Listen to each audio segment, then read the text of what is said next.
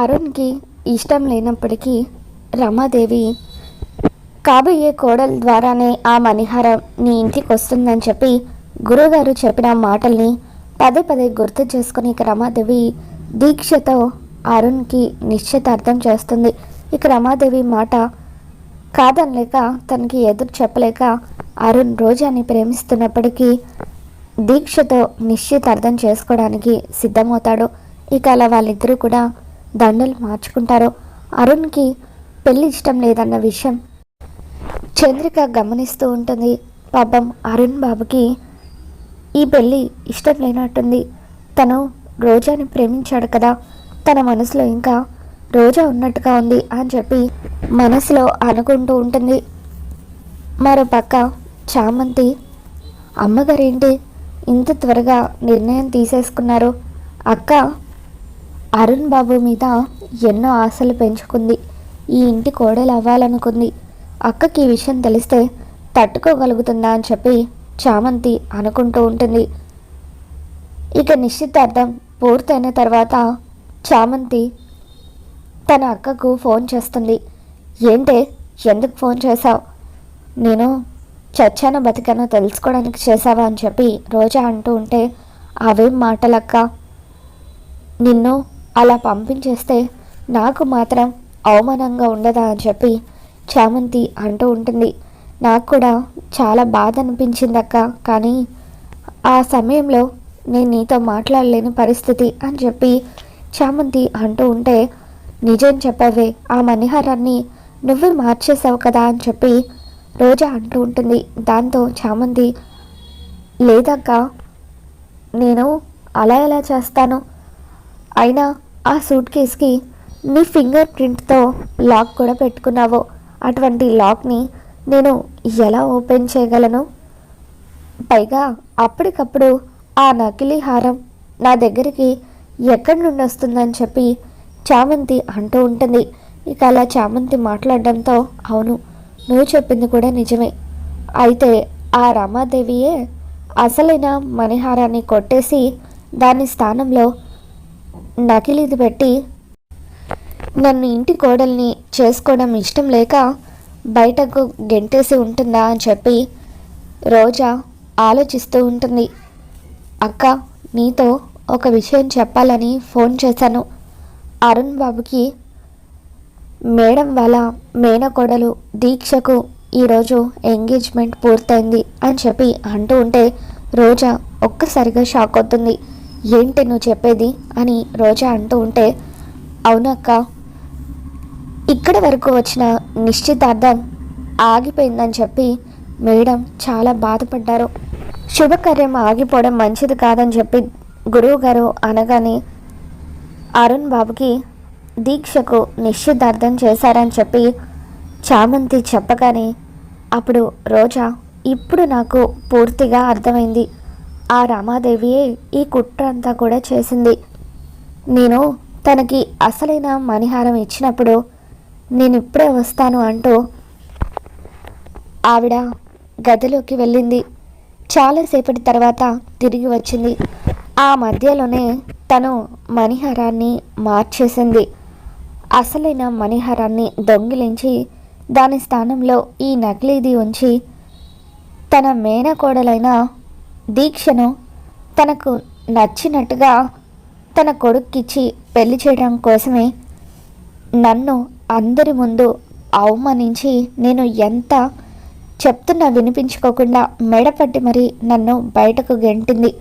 అటువంటి రామాదేవిని ఎట్టి పరిస్థితుల్లోనూ నేను విడిచిపెట్టను, తనకి నేను బుద్ధొచ్చేలాగా చేస్తాను అని చెప్పి రోజా అంటూ ఉంటుంది.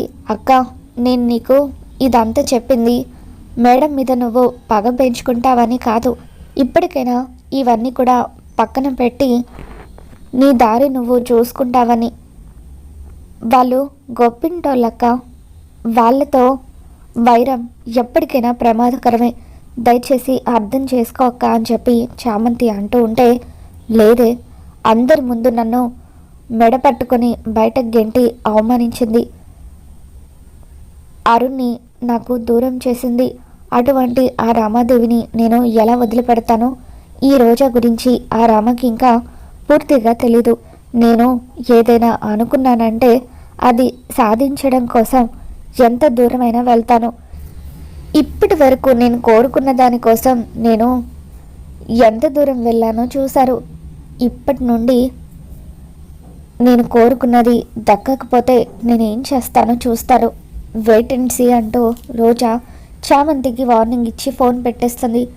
అక్కేంటి ఇంత కోపంగా ఉంది, ఇప్పుడు ఈ కోపంతో ఏం చేస్తుందో ఏంటో అని చామంతి ఎంతగానో కంగారు పడుతూ ఇక అలా ఇంట్లోకి వస్తుంది. చామంతి ఫోన్ మాట్లాడి ఇంట్లోకి వచ్చేసరికి చంద్రిక కిచెన్లో పని చేసుకుంటూ ఉండగా చంద్రిక దగ్గరికి హర్ష వస్తాడు. ఏంటి చంద్రిక, ఎందుకు అదోలా ఉన్నావు అని చెప్పి అడుగుతూ ఉంటే, ఏమండి మీతో ఒక విషయం చెప్పాలి, అరుణ్ బాబుకి ఈ పెళ్ళి ఇష్టం లేదు అని చెప్పి అంటూ ఉంటే అప్పుడు చామంతి చాటుగా నిలబడి వాళ్ళ మాటలు వింటూ ఉంటుంది.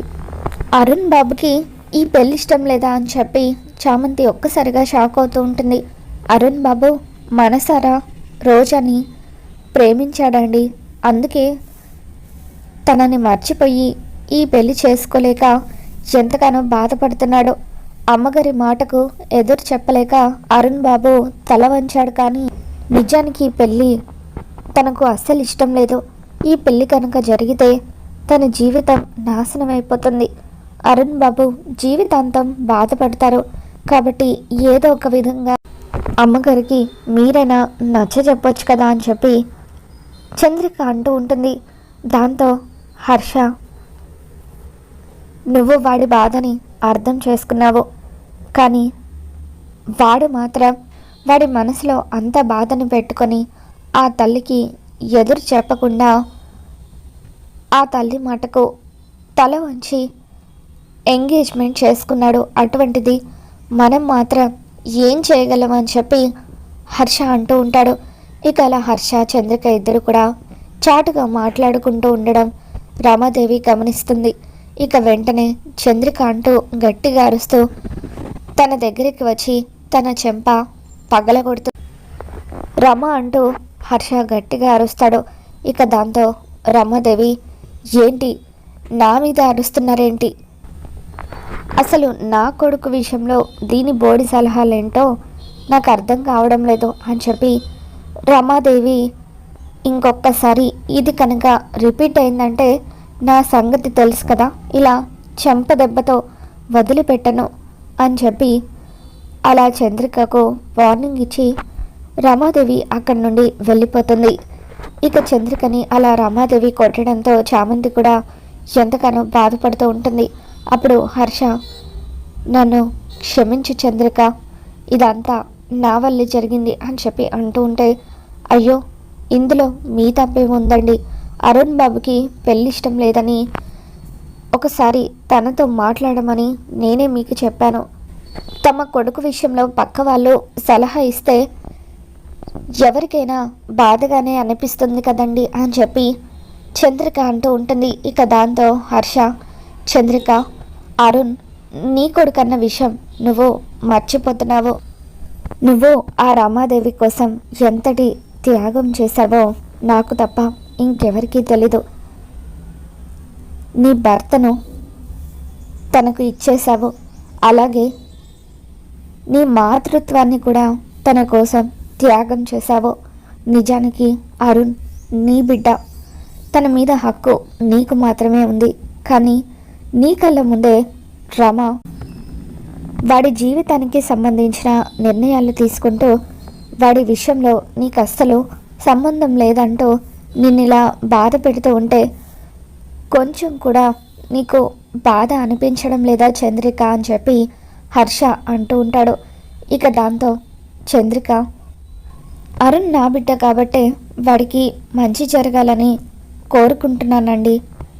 ఇష్టం లేని పెళ్ళి జరిగితే వాడు బాధపడకూడదని నేను ఆలోచిస్తున్నాను అని చెప్పి చంద్రిక అంటూ ఉంటుంది. నువ్వు వాడి మనసుని అర్థం చేసుకున్నట్టుగా రమాదేవి కూడా వాడి మనసుని అర్థం చేసుకుంటే బాగుంటుంది. ఇప్పటికైనా మించిపోయింది ఏమీ లేదు. అరుణ్ నిజంగా తన మనసులో రోజా ఉంటే ఆ విషయం రమాదేవికి తనే చెప్పాలి. మనం ఎంత చెప్పినా రమాదేవి వినిపించుకోదు అని చెప్పి ఇక హర్ష అక్కడి నుండి వెళ్ళిపోతాడు. ఇక ఇదంతా కూడా చామంతి వింటూ ఉంటుంది. అంటే చంద్రిక అత్త సార్ ఇద్దరు భార్యాభర్తలు అన్నమాట. అసలు రమాదేవి మేడం ఉండగా సార్ చంద్రిక అమ్మను ఎందుకు పెళ్లి చేసుకున్నారు? చంద్రిక అత్త మేడం కోసం పిల్లల్ని కూడా త్యాగం చేసి మరి ఎందుకు ఈ ఇంట్లో ఉంటుందని చెప్పి చామంతి మనసులో అనుకుంటుంది. ఇక ఆ తర్వాత చంద్రికను పట్టుకొని ఎంతగానో ఏడుస్తూ, అత్త ఇన్ని రోజులు ఈ ఇంటికి నీకు బంధం ఉందంటే అది ఏంటో అనుకున్నాను, కానీ ఆ బంధం ఏంటో ఈరోజే నాకు అర్థమైందక్క. నీ భర్త హర్ష సారే కదా అని చెప్పి చామంతి అంటూ ఉంటే, పెద్దగా అరవకే అంటూ చంద్రిక చామంతి నోరు మోస్తుంది. ఈ మాట రామాదేవి మేడం విన్నారంటే నిన్ను నన్ను ఇద్దరిని కూడా ఇంట్లో నుండి వెళ్ళగొట్టేస్తారు అని చెప్పి చంద్రిక అంటూ ఉంటుంది.